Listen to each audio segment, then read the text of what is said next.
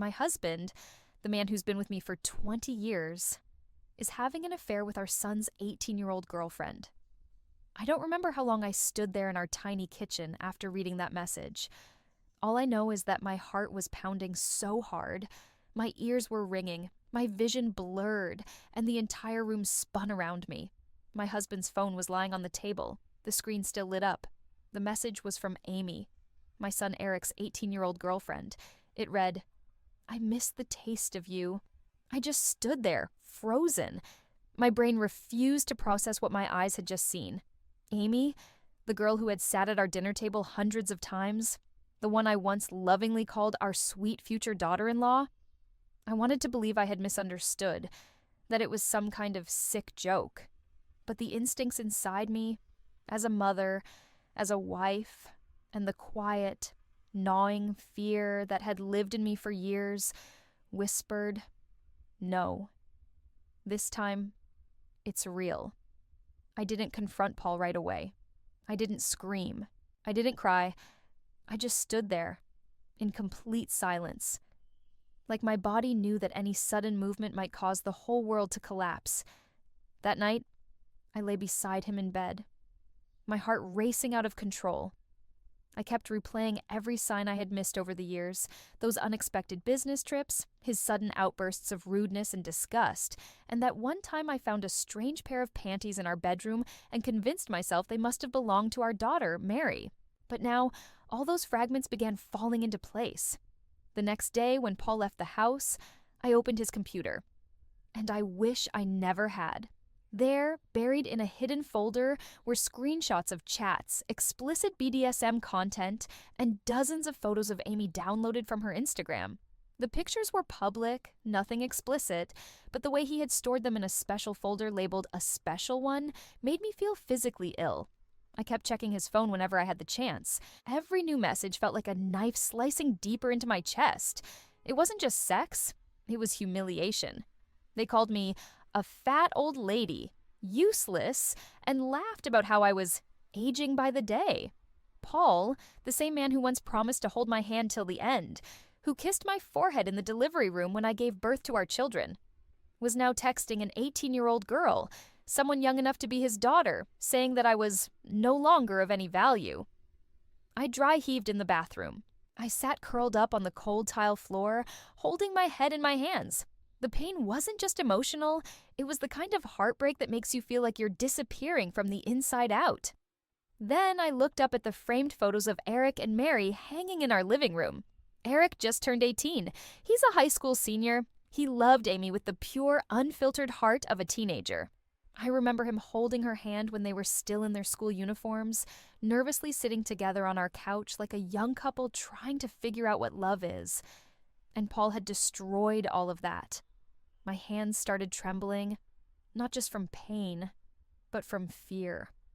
Fear that my son's world would shatter. Fear that my daughter might grow up disgusted by men. Fear that the fragile cracks already running through our family would finally split us apart for good. But worst of all was the question that kept echoing in my mind. Was I the fool who let all of this happen? Right here, inside my own home? I knew I couldn't just sit still. Once the dizziness settled, my mind kicked into gear. I had to act, not just for myself, but for our 2 children who were living under the same roof as a man who had become a predator. No one teaches you how to react when your husband betrays you by sleeping with your son's girlfriend. No one prepares you for the kind of wound that cuts through a mother's soul like this. But I knew the first thing I had to do: preserve the evidence. I started living a double life. By day, I was the quiet wife, the mother who still made dinner like nothing had changed. But by night, when Paul was asleep or out, I became someone else. I combed through his phone, his computer, his drawers. I took screenshots, copied chat logs, downloaded call histories, and even installed auto backup software synced to a secondary device. That's how I found Paul's profiles on several dating apps. In them, he listed himself as separated, searching for young girls who know how to please. The filter he used only showed women aged 18 to 22. Every new discovery felt like another cut, deeper and sharper. But I didn't cry anymore. I grew quiet, focused. Like a warrior standing still in the middle of a storm with one mission: expose the truth and protect my children. I called my brother, the only person I trust completely, and told him everything. He didn't say much. Just one sentence. "You need a lawyer? I know someone." The next day, I met the lawyer in a small, cold, and quiet office. She was a middle-aged woman with eyes sharp as blades and a voice low, clipped, and steady. She listened to my story without interrupting, without showing a single emotion, jotting down notes constantly. When I finished, she looked up and said, "I'll help you win custody, but you'll need to be strong. A lot is about to fall apart." I nodded. There was no room left for tears. I returned home and quietly packed the essentials: passports, birth certificates, medical records, evidence, backup drives, and my broken heart. I told the kids I'd pick them up after school for a surprise dinner. But instead of going to a restaurant, I drove them straight to my brother's house. My hands trembled the whole way. I had never imagined I'd have to say these words to my children. How do you tell a child that the father they admire has betrayed not only their mother, but them too? Once we sat down in the living room, I didn't try to hide anymore. I told them everything, at least what I could. I didn't go into graphic detail. I didn't blame Eric or Amy, but I didn't shield Paul either. I cried as I spoke. Mary screamed, slamming her hands against the armrest, tears streaming down her face in rage and disgust. Eric just sat there, wide-eyed, his eyes red but dry. That silence hurt me more than any scream ever could. And then I said one final thing. "I won't let this go on. I'll protect you both, I promise." Eric gave a faint nod. Mary squeezed my hand tight. And I knew, no matter how shattered I felt, I couldn't collapse. Because the real fight was only just beginning. I never thought I'd one day have to confront my husband through a Zoom screen. The same man who once held my hand as I gave birth, who whispered, "I love you" during stormy nights, now appeared on my laptop, face flushed, sweat pouring down like a man cornered with nowhere left to run. I didn't call him. I just sent one short message. "We need to talk. Zoom. 30 minutes. No other option." When Paul logged in, I didn't see guilt. I saw panic. His eyes darted wildly. His hands shook. His voice was sharp and defensive. The moment I asked the first question, "Did you sleep with Amy?" he exploded. "Context! You don't understand anything! You twist everything!" Context? An 18-year-old girl calling him baby in texts, a folder full of her pictures on his computer, explicit messages, hours-long phone calls. What exactly was I supposed to misunderstand? I didn't scream. I didn't cry. I simply stared into the camera and said, "I've moved out. I have a lawyer. I'm filing for custody and a no-contact order. And I have evidence." Paul erupted like someone had just stolen his throne. He shouted about me, kidnapping our child, demanded to know where I was, threatened to sue me for destroying the family. But it was all noise. Empty, desperate noise. I ended the Zoom call. My heart pounded. My hands were ice cold. But for the first time in days, I felt like I was finally taking back control. The next day, I met Amy's mother, a woman who had once sat quietly in my living room during family gatherings, eyes tired, voice soft. When I handed her the printouts, texts, photos, call logs, she exhaled slowly and whispered, "I knew something wasn't right." But I never imagined this. She confiscated Amy's phone and printed the remaining chat logs. They matched mine exactly. Clear proof they had tried to delete everything at the same time. When she confronted her, Amy broke down crying, not from guilt, but fury. She screamed, "You don't get it, Mom. We're in love. She's just jealous because she couldn't keep her man." Jealous? Of a barely legal girl? Amy refused to see a therapist, refused to speak to me, refused to believe anything other than her perfect love story. But the most painful part? Eric knew. My son, who had loved Amy since 9th grade, now just sat in his room, silent. He didn't cry. He didn't eat. He didn't even message her. He asked me one question. "Do you think they were lying to me from the start?" I didn't answer, because I didn't have the heart to say yes. Mary, on the other hand, was furious. She started asking around. Back then, did my dad ever act weird around you guys? And the replies chilled me to the bone. One friend said Paul had accidentally touched her hand. Another said he stared a little too long. One even remembered him asking what kind of clothes girls wore during sleepovers. Now it was all coming together. Paul hadn't just cheated. He had a problem. A serious one. I know the worst isn't over yet. But I also know this. I won't be scared anymore. This fight isn't just for justice. It's to protect the hearts of my 2 children and to reclaim my own. After the Zoom confrontation and that bone-chilling conversation with Amy's mother, I thought the worst shocks were over. But I was wrong. In the days that followed, the pain didn't crash down like a storm anymore. It crept in like a toxic wind. Silent, cold, and seeping into the bones. Eric wasn't himself anymore. He had always been quiet, but still my warm-eyed, soft-hearted son. Now, he was just silent, like he was living in a shell, completely detached from the world. I knocked on his door so many times, only to hear the same response again and again. I'm fine, Mom. I just need to be alone. But how could I believe that? When his eyes looked clouded, lost, when his shoulders sagged under the weight of a shame that wasn't even his to carry, a shame placed on him by the very person who should have been his role model, his protector, his father. Eric has started seeing a therapist, not because I forced him, but because one night he saw me hunched over the kitchen counter, not crying, not speaking, just shaking. He placed his hand on my shoulder, gentle as air, and said, "If you're trying, Mom, I'll try too." That simple sentence, so ordinary on the surface, was the rope that pulled me out of the darkest pit I'd ever known. Mary was different. She faced everything with a fire I'd never seen in her before.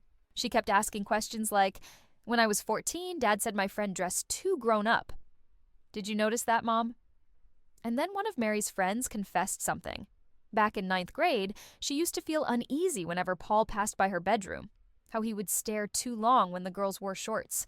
No one said anything at the time, but now, every piece clicks into a picture that makes my skin crawl. I was terrified, not just because of what Paul had done, but because I had lived with him for over 20 years and never saw the truth. And Amy, after her mother took away her phone and banned her from seeing Paul, she spiraled.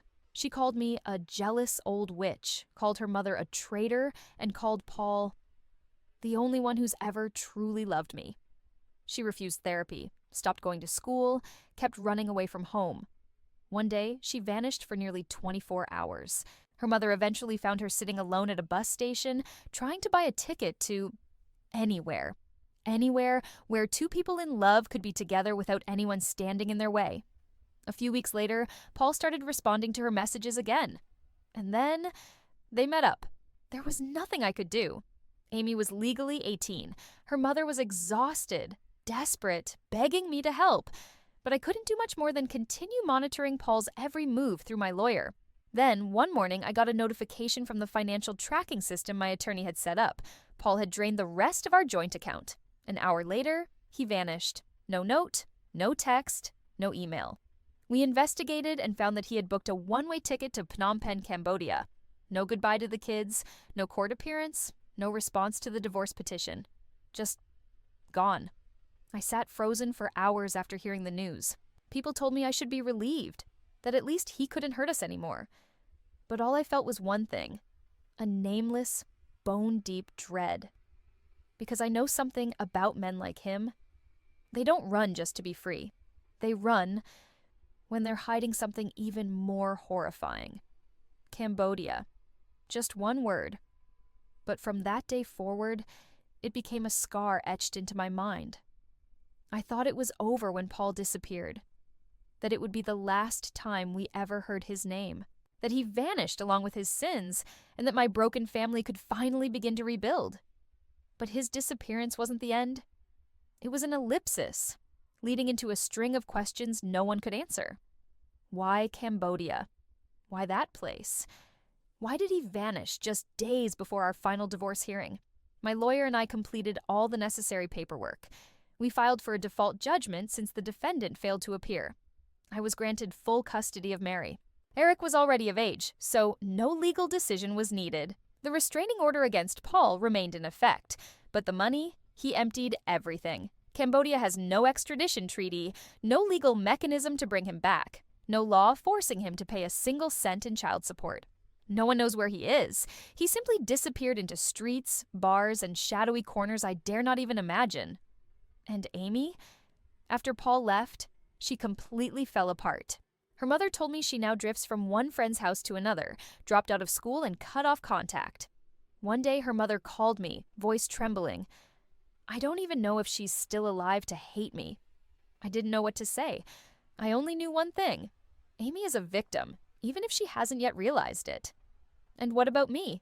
Mary and Eric? We're still here, still breathing, still trying to live. But it's not the same life anymore. Eric is in college now. He moves through life calmly, maturely, but I know deep down he's a boy who lost both his trust and his youth. He doesn't say much. Sometimes when I look at him too long, he hugs me, maybe trying to say, "I'm okay, Mom," though we both know he's not. Mary stays up late drawing, abstract black and white pieces. One night I saw a sketch of a man behind bars, with no face, just a hollow void. I asked her, "Are you okay, sweetie?" She whispered, "I just remember, there were times Dad brushed against my friend's shoulders. Did you ever notice?" I held her. I didn't answer, because no words could soften the guilt of missing something that important. I started therapy, not to erase everything, but to learn how to live alongside the wounds. A year passed. No one has heard from Paul. Some say he changed his name, took on a fake nationality. Someone even sent me an anonymous email claiming they saw him at a bar near Phnom Penh with a young girl. I didn't reply. I no longer want to know. I once thought he was just a cheater. But now I know he's a predator, a danger. And he didn't run out of shame. But because something far darker is still hiding. I no longer hope for justice in a legal sense. I hope for justice in the way of time, that eventually truth always finds its way to the surface. As for me, I don't forget. I don't forgive. But I choose to live. Not for him. For the two children who are still standing, even after losing far more than their childhoods. Sometimes Mary still asks, "Do you think Dad will ever come back?" I stay silent, because I know we don't need an answer. We just need a future that's no longer chained to the past. If you've made it to these final lines, thank you. Truly, thank you. Not because my story is more special than anyone else's, but because you stayed until the end, to witness something that many would rather turn away from. That the cruelest betrayals don't always come from strangers. Sometimes they wear the face of someone you once believed would protect you for life. I'm not telling this story so someone will hate Paul on my behalf. I'm not here to ask for pity or demand justice on the internet. I'm sharing this because I know there are others out there, just like me, who've questioned their own gut feelings, who've wondered, am I just being paranoid? Maybe I'm not enough? What if I stayed quiet a little longer? Would things have gotten better? No, you are not wrong for feeling uneasy. You are not crazy for sensing something was off. And you are not weak for struggling to walk away from a toxic relationship. I lost myself in 20 years of marriage. I used to believe that being a wife, a mother, meant enduring, sacrificing, and forgiving, until my silence became the reason my child had to face a pain they never deserved. I'm writing this not to retell a tragedy, but to remind you, you have the right to leave, you have the right to be angry, you have the right to start over, no matter how late it feels. And you always have the right to live a life where you're nobody's second choice. Whether you're a wife, a husband, a single parent, or a child abandoned by someone you loved, I hope you understand this one truth. You deserve respect. You are not alone. And you can rebuild from what's been broken. I haven't forgotten. But I've chosen not to let hatred consume me. I've chosen to rebuild from the very place that shattered me. And if I can do it, so can you. And if anyone ever told you that you weren't strong enough, remember this. Not every storm needs to be met with a scream. Sometimes, rising again just takes one deep breath and a single step toward the light. This is the end of the story. If you found it meaningful, please leave a comment, like, share, and subscribe. Your support gives us the strength to keep creating more stories. Thank you for listening. See you next time.